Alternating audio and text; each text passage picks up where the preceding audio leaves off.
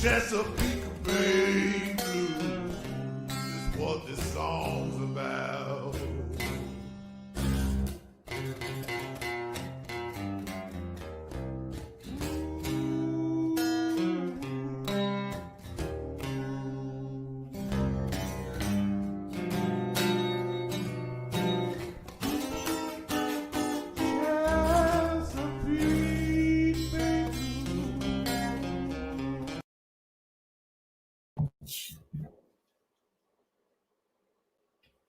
Ah!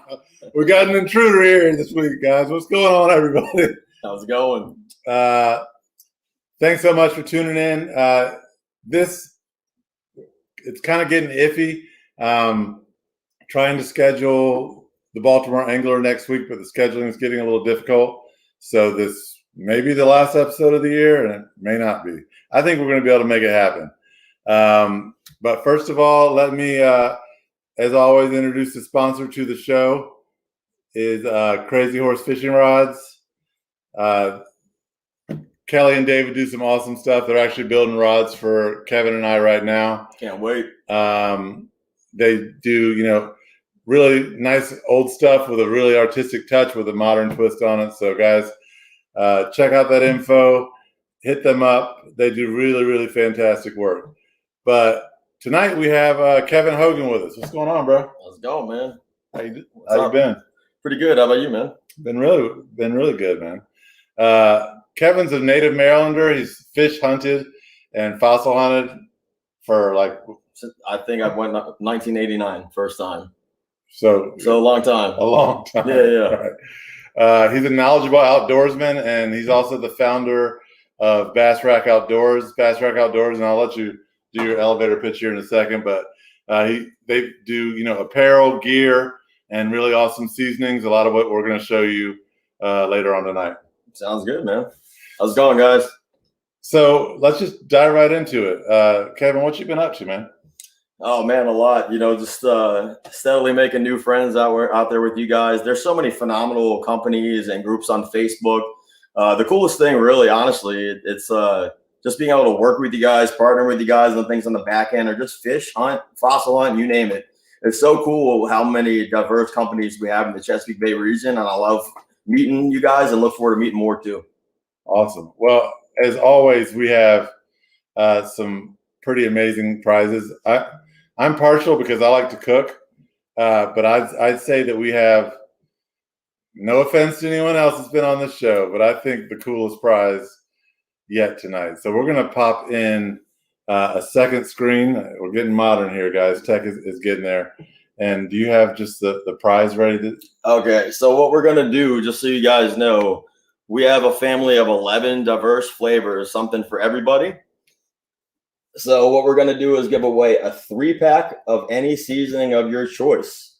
And then also, so you know, for every viewer on this show, if the promo code is Chesapeake, if you use that as the checkout on the BassRackOutdoors website, we'll give everybody 10% off anything, including the seasonings, apparel, hats, you name it, for anybody viewing on this show tonight. So you guys got that banner rolling now. Go to BassRackOutdoors.com. Use promo code Chesapeake. Chesapeake, yep. Doesn't matter if it's caps or under it. Nope, Chesapeake. Cool. Awesome. So, and again, just like always, that prize is going to go to the best question of the night, guys. So, early on, we did my questions first early on this season, and I just found that it worked better to allow your questions and take your questions throughout the episode because your questions are better than mine. So that's the truth. It's just the truth. So go ahead and start rolling with the questions. But, I think one of the things that I find the most sort of unique about your approach to the outdoors, Kevin, is your fossil hunting. Mm-hmm. It's something that I've made fun of you at times about. I know. But I've called you a fossil nerd many times. There's a lot of us out there. You better be careful, man. But it does come out of a little bit of jealousy. So let's talk about fossil hunting, man. What got you into fossil hunting? Well, so on a caveat, Grant had never held a megalodon this big until tonight. And then he said, "Oh, I get it." Yeah. Right. Yeah. And guys, if I can hold it, Oh yeah. like, I mean, I'm a history buff. So even if you're not, you told me this is what, 3 million years old? No. 10 to 25 million years old. My bad. No. And this is young in the spectrum of fossils, right? Where this is Miocene formation in Calvert County. But I mean, it's true. You know, I made fun of them, but I always knew there was something kind of cool going on with this. But this feels significant in your hand, not only like weighty, but you feel like you're holding history in your hand. So, I mean, yeah, I get it. Yeah. Well, and the cool thing, right, too, is, you know, we can look at it as there's novice to professional or paleontologist, right? And I think it's a resource for us all. It's just like hunting, fishing, crabbing, you name it, right? Like, it's such a great way to get people embracing the outdoors, especially during the COVID world with kids who are not doing science class, or if they're doing it virtually, right? I know you have a young daughter, I have a young son. You know, and it's such a great thing to get them outdoors in this environment these days and say, hey, you know, you can't go to the Smithsonian right now or the Marine Museum, but check this out. You can find these yourself. Yeah. So this is a fishing show. We've always talked about fishing. This is, you know, while we strayed last week and did a catch and cook, we really focused on fishing. And a lot of the viewers tonight are fishermen. If you're a fisherman, you know, why should you get into fossil hunting? So that's a great question, right? So for myself, I love deer hunting, waterfowl hunting, fishing, fossil hunting. So we always have these lulls and seasons and different times of year, right? So you can find fossils year round, but especially in the winter months, of course, you need to be absolutely safe. You have water temperatures, conditions, snow melt, you know, dangerous cliffs and things of that nature, always being cognizant of that.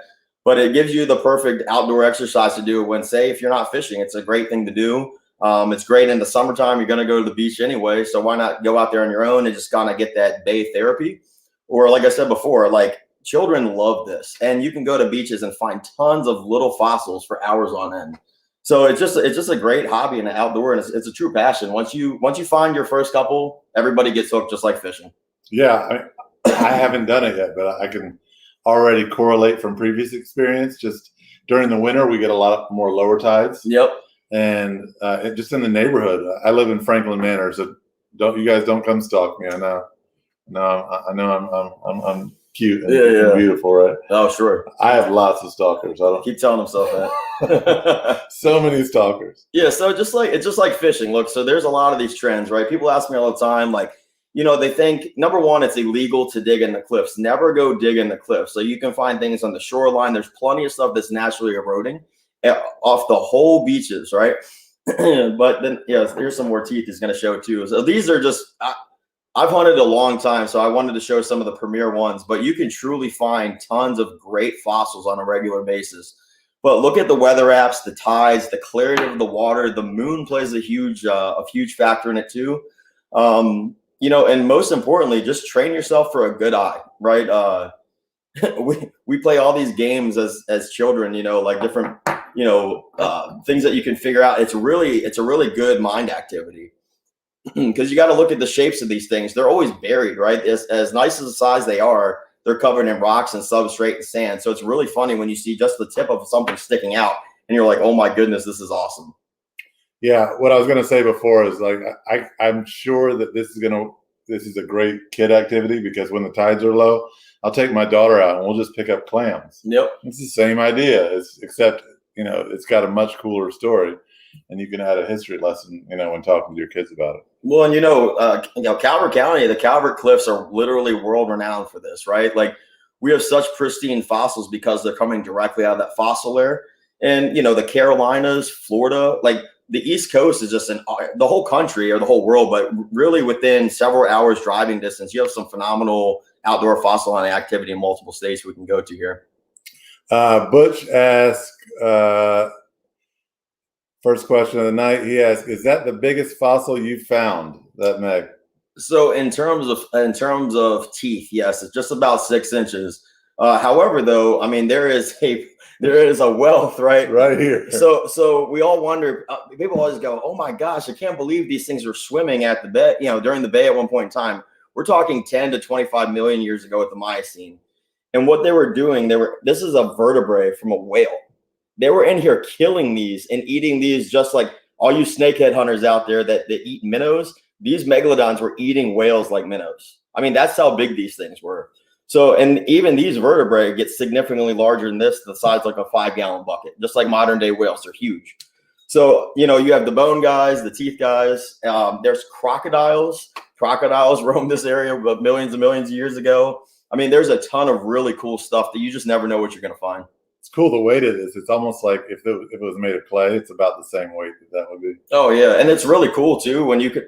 This one doesn't have any on it, but when you find some, you can actually see the slash marks of teeth often to show that, unfortunately, this guy made it.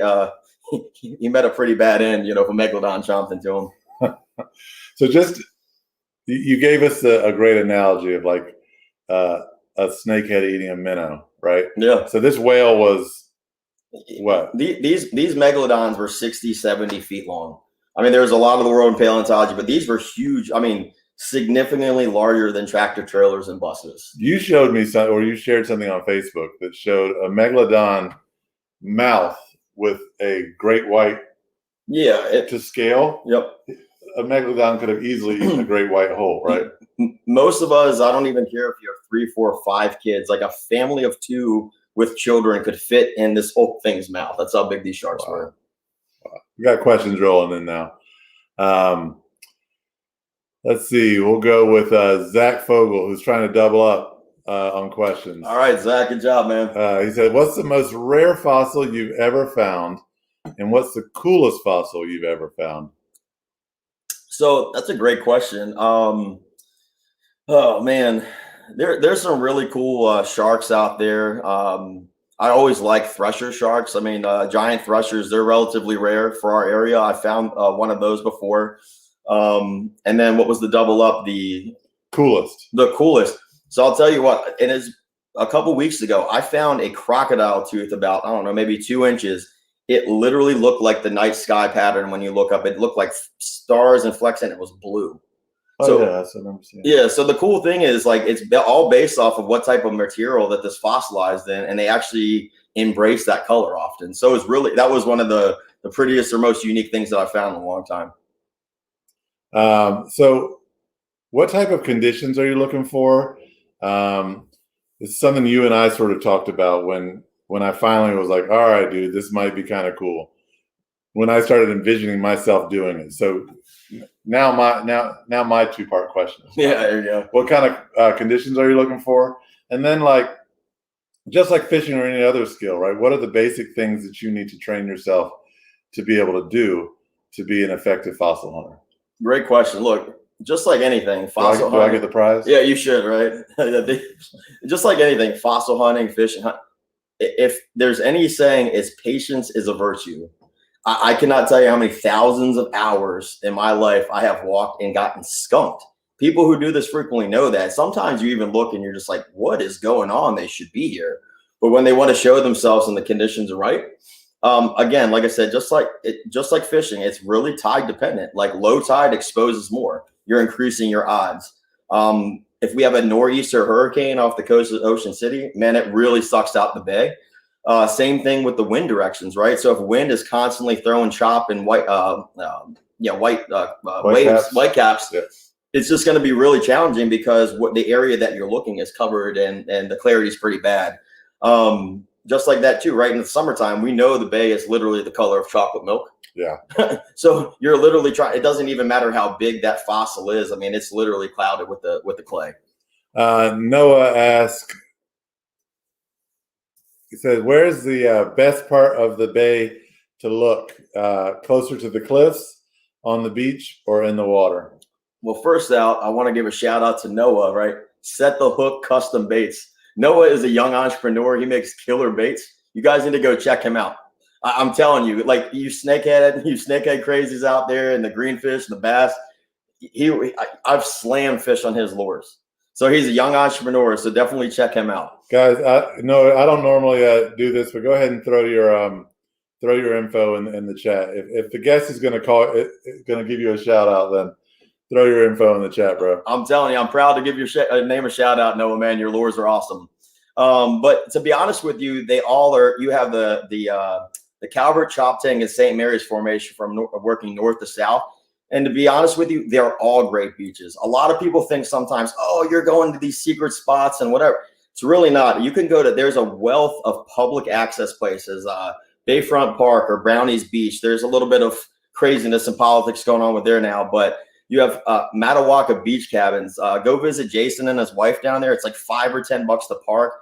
Great cliffs, great beautiful shells, great teeth, you name it. Just a pristine area, flag ponds, Calvert Cliffs. There's so many great places to go. And I'll be honest with you, I have found phenomenal things at even public places, right? And a lot of people for some reason, we have a stigma to think that some are better than the other, but it's really about the conditions and the time of year you're going. David, you're sponsoring the show. I feel like I got to throw your little your baited question in here. But Kevin, have you ever seen a shark tooth mounted in a fishing rod? Oh man, look at this.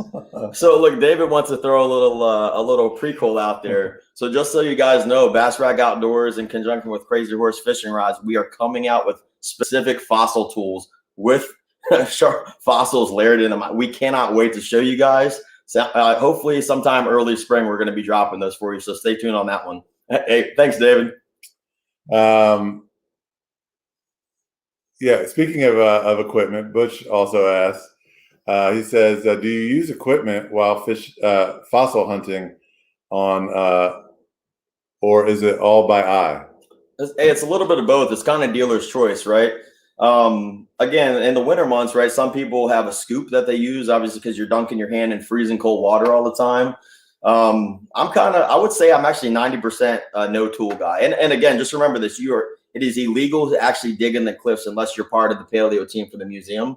So, but everything on that beach and on that water line is fair game. So frequently they might be off the shore, so a scoop might come into play. So, you can make tools for it too, if you like. So I was kind of thinking you were like 100% tool.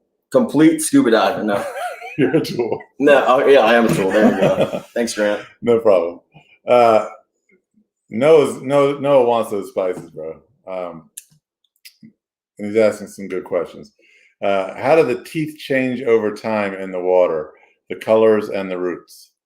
Oh, in terms of how they fossilize, or in terms of, so just like anything, right? If the earlier they're exposed, right? So we have no idea. Some of these are fresh out. Some might have been out for hundreds of years, thousands of years, or millions of years. So if they're just getting naturally beaten on by the conditions, the sun, the sand blasting them. So obviously the longer they've been out, the more prone they're going to be getting broken and chipped and eaten up, Some of them too, like, have been literally stuck in the bay for so long exposed, they'll have oysters growing on them. You actually see that really prominently down in the Carolinas. So give us some facts here. Can you walk us through the different parts of some of these teeth that you have here? Yeah, I mean, one of the most common things people ask me all the time, like, how do you see these things, right? So again, it's all about training your eye for that triangle shape. This is called the burlette, this area right here. This is a very noticeable, especially you got to figure this tooth is going to be wet. It might look out of place. It might be completely camouflaged within the substrate that it's with too, right?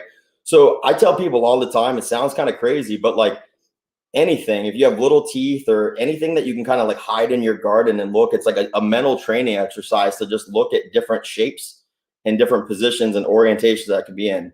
The biggest thing I tell people all the time too is, like, if you think it might be something, pick it up.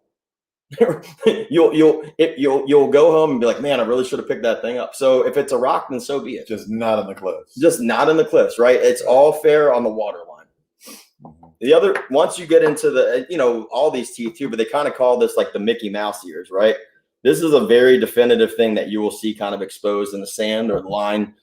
In fact, when I saw this guy, he was just sticking just like this, and I just held my breath, fainted like 14 times, and when I came to, I pulled the tooth out of the sand. And you have where's the video of that, of when you found that? Is that on Bass Rack Outdoors? Yeah, I have some pictures and some videos up on Bass Rack Outdoors from it. Yeah. But I mean, and it's really crazy too, because I genuinely mean it. It's a very humbling experience. I do believe this should be for everybody out there, and it's just don't get me wrong, it's very exciting to find these, but just the outdoors therapy of literally walking back in time, listening to the seagulls fly over, feeling the wind, the conditions. It's just beautiful to be on the bay. It's really therapeutic, and you kind of forget your problems for a couple hours. There's always one wisecrack on the show. I believe it's Lenny. Lenny Flannery asks, I have a question for Kevin. Do you think you would have found that Meg if you came with me today? So Lenny likes to say, because he's apparently this weekend, I don't know what it is, but he's my good luck charm. I'm telling you, fishing, it's the same way. This guy is a magnet. If that's the answer you want to hear, Lanny, it's the truth. I said it to the internet all over the world, dude. So Lanny actually takes bookings too, just for a good luck charm. That's awesome. So we can talk fishing a little bit, guys. You can keep the questions coming. Yeah, anything out there. Yeah, but let's talk fishing a little bit. We got a season coming ahead of us, and I think you and I kind of like to target some of the same fish. But what are you excited about with the upcoming season? Man, so I'll tell you, I'm having David and Kelly at Crazyhorse build me a Ferrari of a fishing pole for specifically targeting big bull redfish out of the kayak. I mean, look, I this might rattle a lot of people's cages. I love rockfish. I love snakeheads. But hooking into a huge bull red, or even a cobia for that matter, sight casting them, they're in a league of their own. And that might be debatable. I know I've gotten into some fun jabber with you guys on it, but a true 40, 50-inch bull red or a cobia is an amazing fish. So those are the big goals for 2021, I think. Yeah, I'd be interested to see some of your comments, because I know we got a lot of snakehead guys on here. I can already tell. Oh, man, they're going off. But Kevin and I talk about it all the time, and I call us on it because you sound so spoiled when you're reeling in a fish and you get it to the boat and you find out it's a striper rockfish and you're disappointed. Like, that's when you know, like, those are like first world fishing people problems, right? Right. Well, it's interesting too. Like, we talk about this all the time, like striper, rockfish, whatever you want to call it. We obviously know it's a very controversial issue with catch limits, catch and keep, catch and release. But that's the cool thing about the Chesapeake Bay, right? We have such a variety of species, both brackish, salt, fresh. I mean, you name it. Like, look, there's a lot of beautiful places in this world, but I love Maryland and the Chesapeake Bay. I mean, it's great. Like, within a matter of an hour or two, you can do so many awesome things outdoors. And I think you guys all agree with that. Yeah. You also like the art of the catch and cook. I know we had Sam Tudor on last week that did a catch and cook. And you've also created an entire line of your seasonings.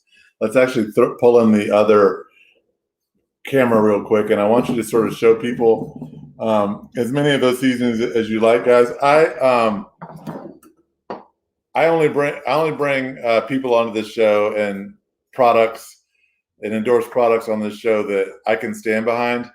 And before we get into this section, I can say that I've used these seasonings. My 5-year-old, a lot of you guys have young kids that are picky. I cooked some pork chops with Pops. Yeah. Can you show me that one? Yeah, where's Pops hiding over here? Oh, here's Pops right here. Right. And it's spicy. And my daughter, usually if she hears the word spicy, she runs the other way. So I didn't say anything about spicy. Mm-hmm. And she asked if she could try the pork chop. And she put it in her mouth, and like, I was supposed to make tacos with it, and she almost cleaned the cutting board of the pork chop. So they're really good stuff. But yeah, walk us through the seasoning some. Yeah, so just, I guess, can everybody hear me still? Because we switched cameras. Okay, cool. Yeah, I want to give a special shout out to my. I'll jump over. So my good friend, best friend, and one of my business partners for the seasoning line, Brandon Romero. I mean, him and I literally, I cannot tell you how many countless hours for the past several years that we spent perfecting these. And everybody likes to say, hey, I got the best in this. And it's really not about that. But, with all the catch and cook and our families and everybody in the background, we really wanted to make taste for a variety of everybody, right? So, like, some people, hey, I don't like fish. Well, hey, that's fine. You like barbecue or you like vegetables. Everything that's here, that we try to literally design something for everybody's palate. And these 11 that we have right now, and we have a couple more coming out too over the course of the year, we're really excited about, So here's one up here specifically for all you snakehead guys out there. Oh, Snakehead Buffalo, right? This will literally turn just like a buffalo chicken wing. Your deep fried snakehead bites, or you can powder it, grill it. I mean, this will just taste just like a buffalo chicken wing for fish. It actually works for chicken wings too. One of the neat things too is you can mix it with your favorite dressing, like ranch or ranch or blue cheese, and they actually make a dipping sauce too. So the other one too, we have classic salt, pepper, garlic, SPG. So as you guys can know, a lot of people from Maryland, we love our flag. So I'm very proud to rock this flag on everything that we have. So, you know, by far we have the coolest flag. Everybody says, oh, Marylanders, your crab and your crabs and your flag, but no denying it's a great flag, right, guys? So, you know, a couple other ones, fish, Arville's Heritage, deer hunting, deer meat, seafood, you name it, man. This is a jack of all trades, like a great seasonal. Just a little special story about that. That's my grandfather. He actually taught me. He's been passed away for quite some time now, but he actually taught me the fishing and hunting life. So, I mean, this is kind of a little personal homage to him. And the same thing with Pops. That's a special shout out for my good friend Brandon's family member as well, too. He's still alive, though, but this is just something really special to them also. Maryland's tradition. That's my grandmother on my maternal side. This is like home cooking like mom makes you. Roasts, carrots, mashed potatoes, gravy, all that comfort food. That's for that. And then the good thing is anything can be cooked however you guys want. These are just kind of the design ideas. On the website, we have some pointers and some pictures, right? Classic hamburger. Can't go wrong with there. That one's pretty evident. I went to college and lived in Louisiana, so I battled for all the Marylanders on the right way to cook seafood for years. They boil it, we steam it, right? But I still got to pay some homage, man, because this is the backwater Cajun. So this is a shout out for all my friends down in Louisiana. Classic Maryland, shoreline obsession, crabs and shrimp. So I love Old Bay. I love J.O. They're great. There's always the right variety for it, but we actually put a little bit of smoky flavor mixed with those traditional bay seasonings. So you really get something, a unique blend that's not like those two. And of course, we got bold and spicy. If this has got a nice kick, a lot of people love this for barbecue brisket, pork ribs, you name it, chicken. The classic barbecue obsession. And we just dropped this one this week. Honey barbecue.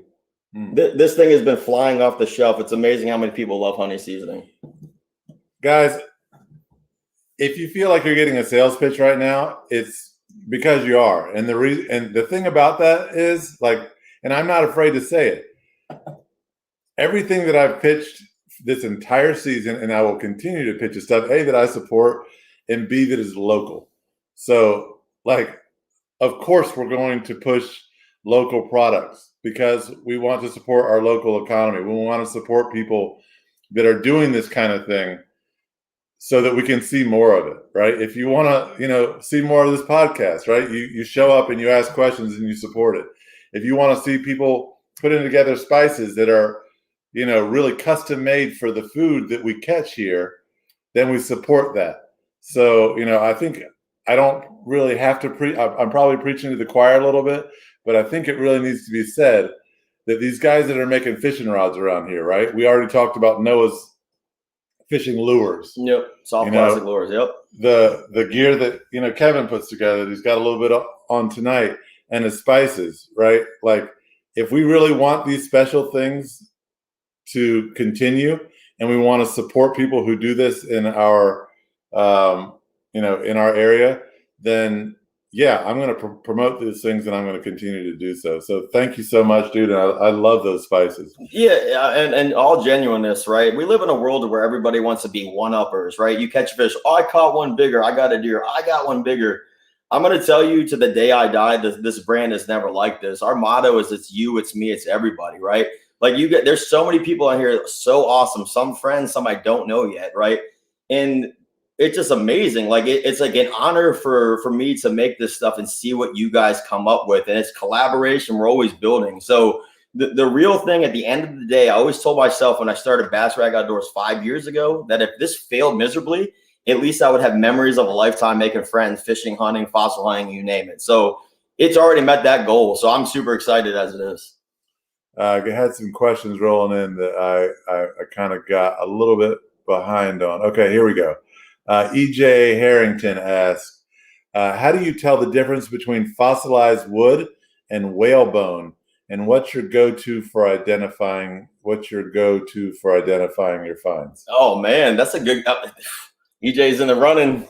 Hey EJ, what you know about childhood memories and baseball and growing up in the same neighborhood, buddy? How's it going? Hey, so look, fossil bone clanks. Like it has like a kind of a clank or like a porcelain. I kind of say porcelain, but that's a very definitive. I don't know if it can probably even show up over. Now we can't even catch the sound here, but teeth, bones, they have a definitive clank sound. Yeah, let me see if I can give it an idea of how it feels. Yeah. But like even the bone has a very definitive clank to it. Yeah. It's hard. You really can't put a descriptor to it. It does not feel like stone. This part, what's this called again? So right here where it meets is the burlette. The burlette feels, I guess, closest to stone or almost like cement. Well, that's the root, right? And actually the tooth root in the mouth is positioned kind of back. Most people would think this is backwards, but that's how it's positioned, right? Okay. The second part of his question was, let's see. What's your go-to for identifying your finds? You know what? There's a lot of great resources online, but I would be lying to you. My boy David Hoppy with Hoppy Hunting, man. If you are not following him on YouTube, I had a recent hunt with him, man. Memories of a lifetime. He is great at identifying. He's always willing for messages to reach out to. He's a generally good dude. So there's some really great people who are geologists and paleontologists and up and coming that are working in this space that just make those friends. Calvert Marine Museum. I love everybody at the museum down there. The Smithsonian. I mean, there's so many sites to check out. So I would definitely look at those guys. Great question. Yeah, great question, EJ. And I'm just pulling up some pics of some of his recent fossil hunts. Had some fishing related questions rolling in. DJ Cohey asked, what's your best snakehead fishing story? You're talking about, we'll let you answer that. Maybe I'll throw in. Yeah. So hey DJ, how's it going, man? A good buddy Butch is on this thing, and I thought I saw a question about it. You know, the day was just crazy, right? I won't even get it. We were just fishing hard. The fish were there, but they just weren't biting. And most people think you're not catching snakeheads in the dark or in the evening time, right at the evening, but they just turned on like a light switch. And I'm not even kidding you. We were slamming them. In this case, though, we were way up in Blackwater and those estuaries and things. Butch is going to joke at me to the day I die, but I didn't know I had a flashlight in my bag, but he and I buckled our kayaks together and probably paddled for hours in the dark. Like we were following stars on the way home. And I'll tell you, if you guys have never been to Blackwater, many of you have, it is like dark. I mean, yeah, like there is no, like, thank God for the Big Dipper. Like that's how we got home, man. You know, that's how Harriet Tubman got through that area. Like, so it's kind of fitting because it was the history of the area too, you know? My goodness. Like I think about that and I think about waiting. Those people must have waited up to their armpits. Yeah. I'm like, that must have been some miserable stuff. Yeah. So yeah, that's kind of one of the most recent ones that stands out in my mind. And yeah, we just, to this day, it was the craziest thing. But Butch and I said we would do it 100 times over again. I mean, there were huge snakeheads just slamming topwater frogs in the evening light. That's great. Jennifer Wagner, we seem to have collected a little bit of a snakehead community here. Jennifer Wagner asked, do you think bow fishing or regular fishing is the most fun for snakehead? She made a comment earlier. I think she has a couple of sons. I want to take the boys this spring and was thinking to try bow. I've got 2 bows, man. I'd love to try it. Look, that's another thing. Again, it kind of likens to my philosophy in the outdoors. Like it's so controversial, right? Like catch and cook, catch them all, right? And you know, there is a true, like Cambo Trout talked about in the last episode, right? There is a true conservation and scientific conversation to be had. But, you know, I'm a big proponent. I don't care what it is. If you don't appreciate the resource and you're going to eat it, I don't believe in just piling up bodies for no reason. I mean, and everybody can have their own opinion on it. I love bow fishing. I've shot some great snakeheads, some great blue catfish. But guess what? I cook them with the seasonings and other ones that my friends and people make too. So that's very distinct. It's a unique skill set that actually makes you a better archer for even deer hunting. But rightfully so, though. I mean, I love chatterbaits. That is my go-to. That's my jam for snakeheads. But when a huge snakehead just destroys a chatterbait or blows up a top water frog, you'll have dreams of it, and you'll wake up and just drive wherever you want to go to try to catch them again. So it's really a 50-50 to me, dealer's choice, and I love it. I really want to try bow fishing for snakehead, and I'll just say it. I have a firm belief that you should catch or shoot or whatever what you can feed your family with. And even if you're going to stock your freezer, but like if you're throwing away meat 6 months later, I have a little bit of an issue with that. You need to use what you catch. Well, one of the things we've worked with in the past, and we're going to continue to do in 2021 and 2022, is trying to work with all the state resources and different snakehead organizations, right? Because I've always thought there was a fundamental opportunity to, just like they have Hunters for the Hungry program, you can donate deer. Yeah. So, okay, cool. Like if you don't want to eat them, you feel they need to be eradicated, great. Let's give that meat to people who are truly hungry. So I really think there's some really good opportunity to help the community with that meat too, if you don't want to keep it yourself. And what's a good place for people to reach out to if they want to do that? Yeah, so I think on the DNR website, at least for harvesting deer, like it's Hunter for the Hungry program. My good buddy Darren down at Raoul's Butcher Shop in Prince Frederick, phenomenal butcher. The Dempseys, Richard and Brian Dempsey, great butchers. They can definitely link you to these groups if that's what you want to do with your animals or how you harvest them. And Jennifer, one thing that I don't think that was added to your question that I do want to clarify is it would appear from really most feedback that your numbers, people that are good with bow hunting, tend to kill more snakehead than people with a rod and reel. Yeah. That's why we were talking about the numbers. So like, I think both are really fun. But I think I would just encourage conservation with that. Yeah, it's definitely, just so you know too, clearly you're having a bow and arrow with a very sharp broadhead on it. So it's definitely a different dynamic. You're out at nighttime, you're on a boat. You can be in colder water, warmer water. I mean, you name it. There's definitely another factor to doing that than actually fishing during the daytime on a kayak or on a boat. Yeah, I try not to get controversial, but people are kind of pushing me that direction tonight. Yeah, it's okay. Everybody's allowed to have their opinions, Yeah. Noah asked, I heard some controversy about rockfish and the population along with overfishing. What is your view on it, sir? What is this one? Noah asked, I heard some controversy about rockfish and the population along with overfishing. What is your view on it? Now, again, I mean, Alan Batista talked about that on a recent show too. Again, it's just responsible, right? I think whatever is legal, and that's the lobbying world we live in with politics and DNR, right? If you want your voice to be heard, do things like this. Go to meetings in Annapolis. I mean, that's how we make the change collectively as a community. So I'm really not dodging the question, because I do believe, I love eating rockfish myself, but I do also love releasing them. I don't think you have to be one or the other. Right. I mean, that our world loves to make binary opposites, and like you have to pick a side, and it's why. Like you can have a good time, and whatever your soul is feeling to tell you that day, go with it. Yeah. You don't have to be a catch and release guy, and you don't have to be somebody that catches your limit every single time. I think a nice balance is if you are a catch and release guy and you gill hook a fish, if that fish is probably going to die. Yeah, absolutely. Yeah. I mean, it's all about, right. The name of the game with anything is, especially with my philosophy, is like, not only my kids, I want my kids' kids and his, like, it's literally conservation for the future. So what are you doing today? And I'm not that I'm a saint or anybody's a saint, but like, I mean, it's something as simple as like, let me throw my can in the water or my bag of trash, right? Like, why would we want to pollute this beautiful thing that we have and these animals that live in it? So just do your part. If we all do a little part, great friends, Kaz Kenny over snakeheadlife.com, they do a big, for years, they've been doing a big trash pickup thing, right? It's phenomenal. I mean, like 55-gallon bags of trash being picked up. Like groups like this, be part of it. There's such a great network of people that do this kind of stuff. Yeah, it drives me crazy. I'm out in the bay on the open bay all the time, and I'll see a bundle of birthday balloons that are, halfway deflated with all the cords on them and all the string on them and all that sitting on the water. And I'm like, the amount of, wildlife that could be detrimental to is just, and obviously I scoop it up every time, but like it's everywhere. And I'm like, if we all just did a little bit.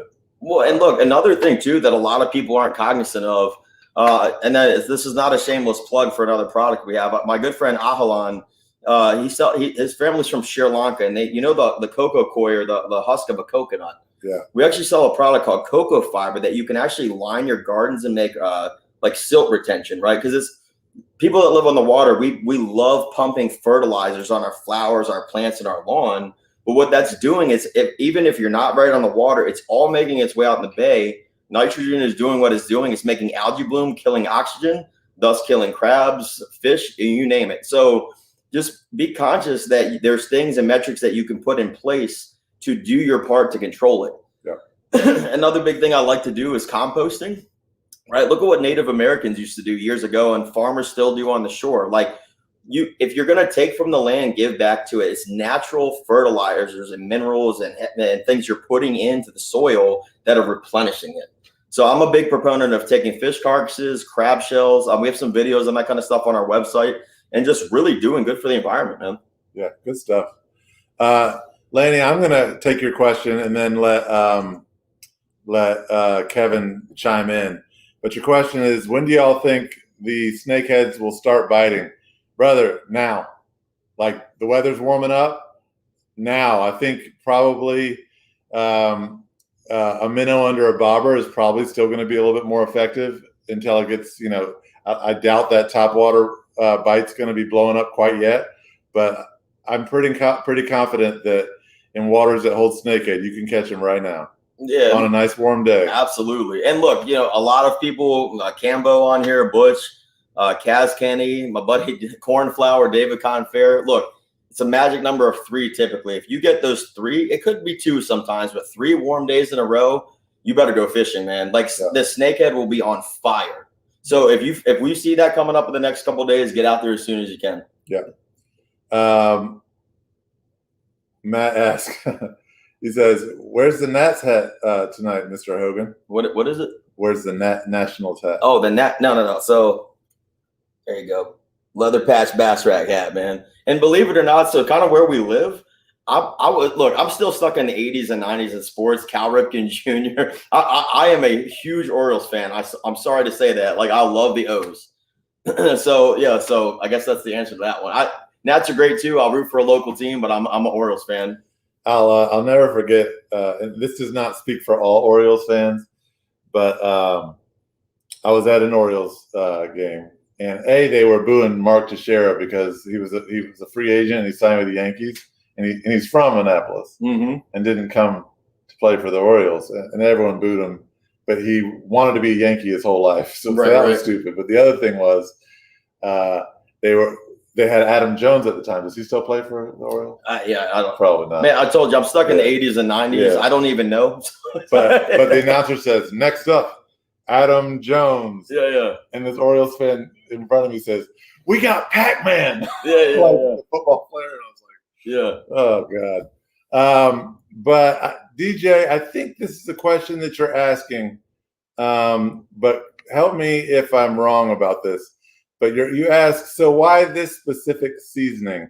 And I think what you're trying to ask is what differentiates Bass Rack Outdoors seasonings from other seasonings, which is a question that I feel like Kevin feels like you're teeing up for him. Like he's ready to blast off on this question. So if that's not your question, please clarify, but I'm going to go with that for now. So why this seasoning over another one? No, again, it really look, there's 1,000,001 ways to cook anything, right? So again, it goes back to the philosophy. This is the best and this is the right. I just like doing my part to supply some unique blends and flavors that are locally made. It's not big corporate business throwing it down your throat. And it's based off of experiences I've had with people on this feed and this podcast and dozens that aren't.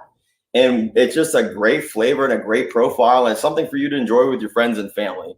And it's all proudly licensed and made in Maryland, and we love that. Like we love the Chesapeake Bay. That's truly the pride in our brand. Another question from Butch. And Butch asks, if I can ever get it to pop up, what's your personal best redfish? And second, what's your personal best snakehead?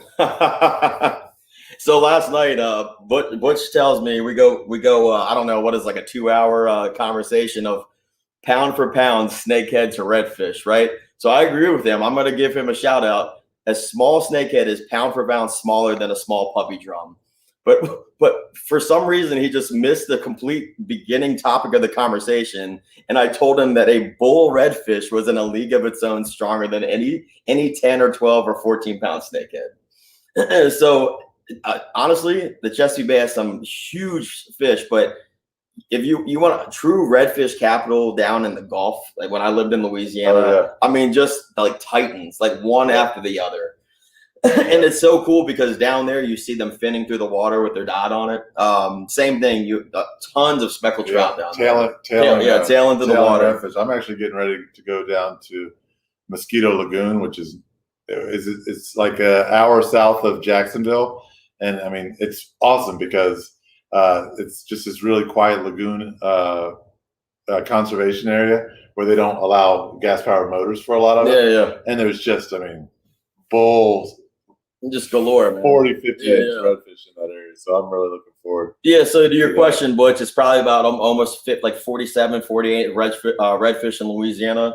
That's why we're hoping to top, I've caught some good ones here in Maryland too, but we got to break the 50-inch mark. And then snakehead is just about 13 pounds. I have hooked into one that was significantly larger, and just like they do, this thing literally ran right into an old decrepit duck blind. Yeah. And it was just like, nope, lights out. I sat there and cried, and once I gathered my thoughts, I threw another lure and never caught one again for the day. But man, that thing was a true monster. So it's cool because you have the inshore marsh fishing with them, and then open water in the Chesapeake. So again, all of that is within 10, 15 miles of itself on the shore. And the Potomac is great too, right? Don't sleep on the rivers on the western side, man. Up around Baltimore, up around DC, the Potomac has some phenomenal fishing. West side, like I've encouraged it on the show before. West side snakehead fishing, guys. It's becoming a thing. Let's make it a thing. It's only going to be better for the entire fishery. Yep. To spread out, so there's not 50 cars at some of these spots in Blackwater. Yeah, I mean, it's a giant redfish is a lot of fun. What else we have? You guys got some good questions flowing in. Yeah, Michael Dunlap says, are any other places on the bay hold teeth besides that one area? No, I mean, there are other places right on the shore. Like if you look at a lot of followers, a lot of commercial oystermen, right, will pull up teeth from shore areas, all up along the coast. Virginia is a great place to go for fossil hunting. Carolinas. So yeah, you name it. I mean, it's really all about where that exposure comes out. So you never know what you're going to find in the bay. Amazing Native American artifacts that range from a couple hundred or a couple thousand years old up to 15,000 years old. So there's a huge spectrum of those: spear points, arrowheads, axe heads, pottery. So if you just go explore, you'll never know what you're going to find in the bay. It's awesome. We could talk about all of this stuff for hours. For endless. But I mean, there's also Sika deer, which is really kind of a rare thing if you're into hunting.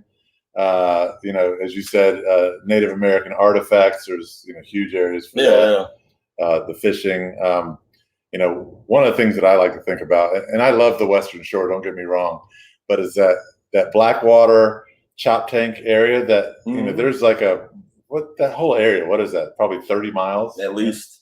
But like the diversity and outdoor the stuff you can do, and right across from the chop tank is Calvert Cliffs. Yeah, it's a straight shot. I mean, that triangle is just one of the coolest places on earth.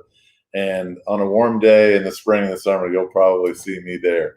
Well, and what's interesting too, right? Like, it's all about experience and what we do. Like, I'm a firm believer that there's no one person on this planet that is the best subject matter expert of everything. Like, we all learn from each other. Like, so many of you guys on here, so many great. Facebook is a beautiful thing if you use the tools designed the way to, like, good people, good vibes. Like there's so many great pages that you can learn from, right?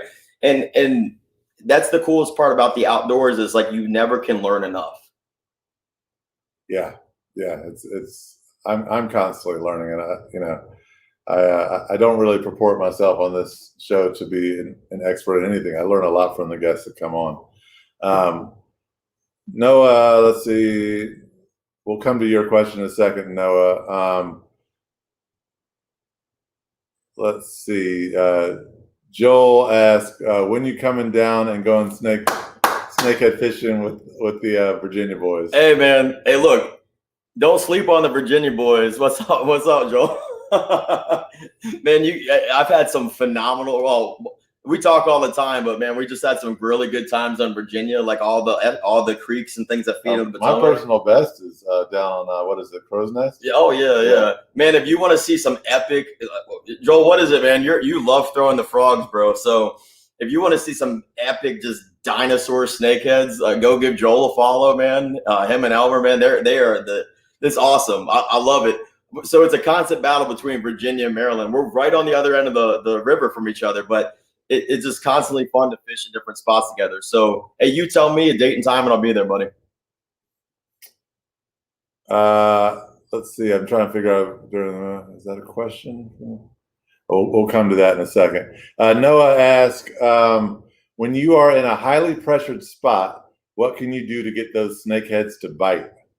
Oh, good question, Noah. And again, I think, it depends on people's opinion of if you're throwing live bait, some people think that's cheating, or if you're throwing lures. And again, it's dealer's choice, man. Like, just depends on what you're trying to do. But I am a firm believer, and I don't think many true anglers will disagree that you can't beat the real thing. Yeah. So if it's really highly pressured and your goal is to catch that snakehead or get something to eat and bring home, I mean, you throw the snakehead destroyers, man, those giant bull minnows. That Kaz and his crew gets those. I mean, or if you're on this side, you catch them in a creek, just a big bull minnow is great. But again, if you're asking from a lure, I don't know what it is. We're all kind of confident in their own things. I love a chatterbait with a swim bait trailer. I don't think they're trying to eat it. I think they're trying to kill it because that vibration pisses them off on their lateral line. I've had snakeheads break those things in half like nobody's business. Yeah. So Bass Rack Outdoors. Bass Rack Outdoors is what is the company that's sort of the umbrella over the seasonings and the apparel. Yep. It's your passion. What got you started in that? So that's a great question. Again, just growing up in this area, having the opportunities to have the fishing and the outdoors and the fossiling that we do. Mm-hmm. Years ago, I worked in the printing industry, right? So I had access to a lot of really great equipment and software. I had customers who became friends that have great equipment. So we developed a really good network to be able to provide true Maryland and USA made products, right? I mean, unfortunately, like the garment themselves, just that's international business. They're made overseas, but we try to literally control and streamline as much as we can in Maryland and the USA just for you guys. And it's, again, just supporting other local businesses, small, medium, and large. And it's really ultimately to supply a great quality product to you guys, because I just hate cheap things. Like, cool, you can get a $5 t-shirt, but if you wash it once or it shrinks or falls apart, why does it matter? Yeah. So if someone wants to buy, some of your goods, how do they get it in person and how do they get it online? Yeah. So one of the things, we're actually just going to be starting out in some stores here very soon. We're getting ready to launch those details. Just finalizing some of the licensing for the retail and for out of state. But anything right now, look, again, the Chesapeake promo code, 10% off. That applies to everything on the store, garment or seasoning, which you order online, the credit card, PayPal, and we drop ship it right to your doorstep. Cool. So what can we expect to see from Bass Rack Outdoors in the coming years? Where do you want to take this? So that's a great question. We will be in corporate grocery stores. I can promise you with the seasoning. We've been in talks with a lot of companies for that. Continue to make cool, innovative, fun designs for all the outdoor stuff we've been talking about. Working with a lot of, charter captains, kayak angling, guiding. We're going to get really big in that space. Custom lures, already gave Noah a shout out for that. Butch, Real American Fisherman. Those lures are amazing. They're coming out of the woodwork, man. Wait until you see Butch's lures. and just David and Kelly's rods. So as we will grow as a collective together. That's awesome.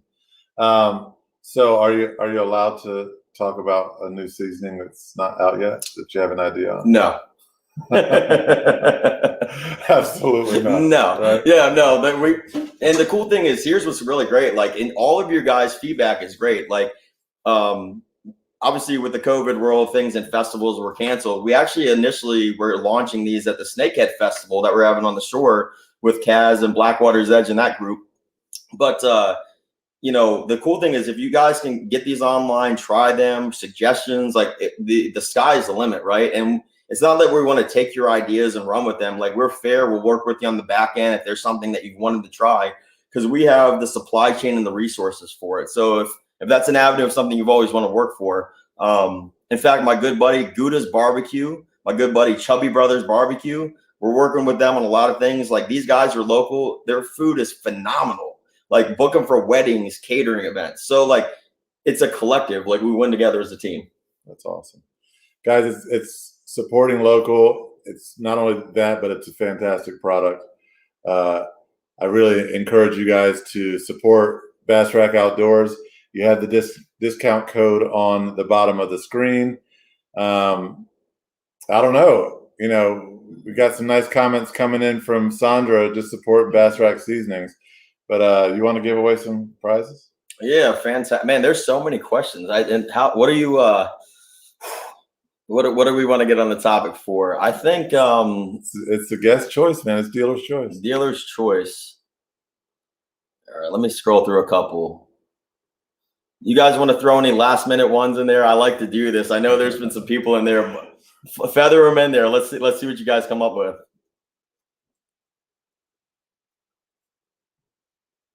So you know what, Grant? Since I know a lot of these people on here, yeah. It's not going to be I don't want to be biased in any way, shape, or form. So you tell me what you think from some of the feedback here, because you don't know a lot of them. Some of them you don't know. Well, DJ, we do have another question coming in. DJ asked, this guy's not following the rules. The rules are the guest chooses the prize. I can do it, though. You've been a pretty good guest, so I can do that. DJ asked, would you recommend small fillets or large fillets?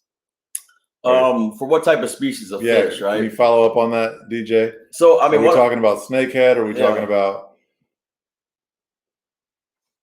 So, at least just to kind of answer your question from the way it looks, DJ, I embrace like a huge throwdown, right? Like, catch the crabs, steam them, catch the fish, cook them. So when you obviously divvy it up into snakehead nuggets, you can have a big fish fry, or however you grill them. So, he's asking about snakehead. Oh, a snakehead. Yeah. I actually think kind of the same thing you do with. I think the larger they are, I think I chop them up into chunks. I think little ones, for some reason, just are more impactful. They have more of a flavor. So I like to kind of cook those as filet. My Louisiana roots, living down there for 5 years, I love making snakehead po' boys. If you've never had a snakehead po' boy, and again, with the buffalo or without the buffalo, or any of these or any of your favorite seasonings, it is amazing. I'm down. Have you ever had snakehead tacos? I have. Oh, I was about to say, so we'll do another catch and cook on those and exchange it. Yeah. Oh my God. Those, like, I love fish tacos, but a snacko, which I coined that. So here's another one too, right? Look, sounds crazy, but it's like a dessert snakehead bite. Use maple syrup, coat it, and if you hit it on the grill, it caramelizes, man. And I'm telling you, you will eat every last piece of fish because it just gets that perfect coating on it, man. That sounds really good. People are getting the late rush on the questions here. Bill asked, what do you call a fossil not worth bringing home off the beach? That feels like a joke. No. Look, here, you guys asked on a thing. Like, reach out to my good buddy Bill here. He's on the paleo team at the Calvert Marine Museum. I will 100% tell you his skill set and knowledge is bar none, right? He is a subject matter expert. He's constantly around people and growing. So reach out to him for a lot of these good questions you have about fossils too, because he'll be glad to answer them for you. Bill, me and him kind of talked about this the other day. I've collected so many vertebra. Like, at some point in time, I'm not a bone guy. Like some people are like, what are you doing? But you know what? I just leave it there for the next guy. So I'm not a big bone guy. Lanny asked, let's see, what is the most unexpected thing you found while fossil hunting? Oh man, that's a good question. Man, Lanny's kind of stumped me tonight. I've actually found some really cool. I mean, I think unexpected. I think it's really cool when you find the colonial stuff, right, from all the settlers that lived here years ago, like pipes, pottery, forks, spoons, knives. I mean, we have so many layers of history. Hundreds of years is nothing in the big blip of time, right? Right. And it's really cool seeing all the people being one of the original colonies. Like I actually started a fossil community group called Fossil Chasers of the 13. The 13 signifies the first 13 original colonies. So Maryland is awesome. I love the colonial stuff. That's kind of the most surprising thing. Several people have commented on the maple syrup bites. I'll hold it to Kevin to make sure once we post this on Facebook and YouTube to put the directions on how to do that. Oh yeah, I'll make a post of that after our show. Okay. One thing that was in the questions that we didn't get to that honestly I would feel remiss about, and we're going to go a few minutes over, guys. We still have over 20 folks in here, so but I feel remiss if we didn't cover this tonight. And one of the things that you share with me, Kevin, is that while fossiling this time of year can be really productive because you've got thaw and you've got the collapses, right? And explain why that would make it productive. Yeah, right. And Bill's on here too, and I know he'll say the same thing. Look, this is just like even fishing on a boat, right? Like, or hunting, that there are very implied risks and dangers with doing any of this, right?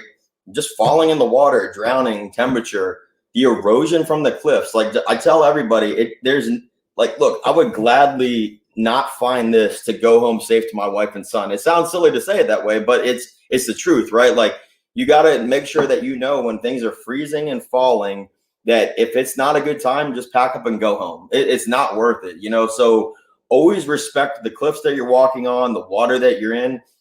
The bay is crazy. You can be walking in a couple feet of water and you could just fall off a ledge somewhere too, right? Or same thing in fishing. You go overboard. There's currents and tides. So safety is the biggest priority that I want to tell everybody about doing this. So just always be cognizant of that in the conditions. And the erosion, I'll just use his words. The erosion can also cause the bases of trees to not be sturdy. So when you're on these cliffs, be careful walking underneath trees. There will literally be 100-foot tall trees sometimes hanging from like a vine that's like equivalent of this, and you have no idea how it's able to do that. So just always be cognizant of this inanimate thing because it doesn't care about you. Right? So it's not a scary thing, but just always be conscious of your surroundings and have a great time. Yeah. Butch asks, which one of your seasonings is your favorite for any fish? Just your general go-to. I'll tell you just honestly the general go-through because it's an all-purpose. Marvel's Heritage. Okay. And why is it? It's just got the blends of the traditional kind of bay aromas that you think, different herbs, different things of that nature. So it's really good. It's multifaceted, and you'll find yourself using on steaks, chicken, you name it. It's really good. But that's honestly probably one of my favorite. And then obviously the classic Shoreline Obsession. Just again, it's our own spin on a bay seasoning with a very smoky flavor. It's really good. Great. Jennifer has another question. She asked, are those little beads we always find fossil hunting really Indian beads? We have a little jar, and that's what we think they are. It seems like the nice thing to say. Yes. Yes. You know what's funny? Actually, Jen, I think that might. Oh man, you're stumping me. Like Bill might be able to answer it. I do know that there is some. I don't know if it's Indian. It might be colonial related or something. There are definitely something special. I think some might go back to Native Americans or colonial level. But you know what's funny? That's a great question. I don't know too much about the beads. Do you know Jennifer personally? I do. Yep. Oh, dang. I was going to say, if she stumped you, I know. I still think that's a good one, but it's up to you to decide still. All right. And thanks, Alan. We got you covered, brother. Alan says he's convinced he wants to get some spices. So yeah, I think if you stump the fossil hunting professional, you get the prize, right? And look, Jen, Bill might still be on this. Look, did he say the answer to? Bill says he's talking about the exposures for the cliffs. Hey, yeah. Bill, let the beads up at the Calvert Formation, North Beaches. What's the history of those, man? But while Bill's responding, Jennifer, if you're Facebook friends with me, just shoot me your address, and we'll get the prize out to you. And Bill says, "Oh no, there we go." He says, "Thanks, Bill. We really appreciate you." He said, "Nope, they fell off a barge in the 1900s. That's really cool." Oh, there you go. I learned something new tonight too. Thanks, Bill. They were delivered to the amusement park at Chesapeake Beach. Oh yeah. There you go. Yep. That's cool stuff. And hey, Bill, if you wouldn't mind, I'm a history buff a little bit. If you could give us a little bit more on the history of that in the comments once the video gets posted on Facebook. But that's really cool. Yeah. Thanks, Bill. Yeah, Jennifer, great question. And we will get that prize out to you. You want to review what the prize is one more time? Yeah. So look, Jen, go online, hit us up on Messenger. Your favorite 3-pack, and any 3 of the 11 that we have, we'll send to your doorstep. And I can speak from experience. They really do bring your food to life. It's really good stuff. But dude, thanks so much for coming, man. Hey, thank you, and thank you guys too. It's been a pleasure. You're really knowledgeable. I'm turned on to shark tooth, hunting now and fossil hunting. I really can't wait to get out there and do it. But stay tuned to Facebook and YouTube. I will keep you guys posted regarding next week's episode. I think me and Brandon, the Baltimore Angler, can get it worked out. It might not be the normal Wednesday time, but I think it'd be a great way to cap the season. But thanks so much for coming, brother. Yeah, thank you. Hey, thank you all you guys, right? I mean, we're all part of this together. It's so awesome of the feedback, even the companies that you guys have. I'm just continuing to look forward to working with you guys. And look, most importantly, please do this for me. Fishing in the outdoors, fossiling. If you have kids, nieces, nephews, grandkids, take them to do this. Like, get them off those phones. The phones and YouTube and Xbox, it's amazing, right? They're really cool tools for a certain thing. But I'm telling you, when a child finds their first shark tooth, man, it's just it's a lifelong memory. Good stuff, brother. Hey guys, thanks so much for watching. I really appreciate your support. And stay tuned. We got a lot coming your way. Cool. Thanks, guys. Just like